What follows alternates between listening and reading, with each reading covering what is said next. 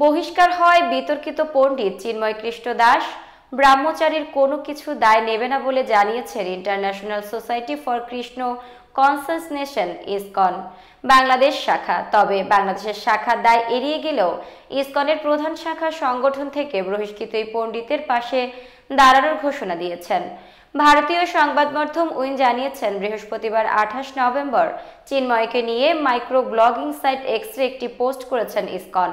এতে তারা বলেছেন, ইসকন আইএনসিসি চিন্ময় কৃষ্ণ দাসের পক্ষে আছেন। সব ভক্তের নিরাপত্তার জন্য আমরা ভগবান কৃষ্ণের কাছে প্রার্থনা করি। এর আগে ইসকনের বাংলাদেশ শাখা বলেছেন, যেহেতু তাকে বহিষ্কার করা হয়েছে তাই তাদের পক্ষ হয়ে চিন্ময় দাসের কিছুই বলার নেই, আর তার কোনো কর্মকাণ্ডের দায়ও ইসকন বাংলাদেশ নেবে না। এর আগে ইসকনের বাংলাদেশ শাখা বলেছিল, যেহেতু তাকে বহিষ্কার করা হয়েছে তাই তার পক্ষ হয়ে চিন্ময় দাসের কিছুই বলার নেই, তবে আর কোনো কর্মকাণ্ডের দায় ইসকন বাংলাদেশ নেবে না। এর আগে বাংলাদেশ সম্মিলিত সনাতনী জাগরণ জোটের মুখপাত্র ও পণ্ডরিক ধামের অধ্যক্ষ চিন্ময় কৃষ্ণ দাসের বিরুদ্ধে জাতীয় পতাকা অবমাননার অভিযোগ এনে গত মাসে চট্টগ্রামে একটি রাষ্ট্রদ্রোহের মামলা করেন বিএনপি নেতা ফিরোজ খান। পরে তাকে বহিষ্কার করা হয়।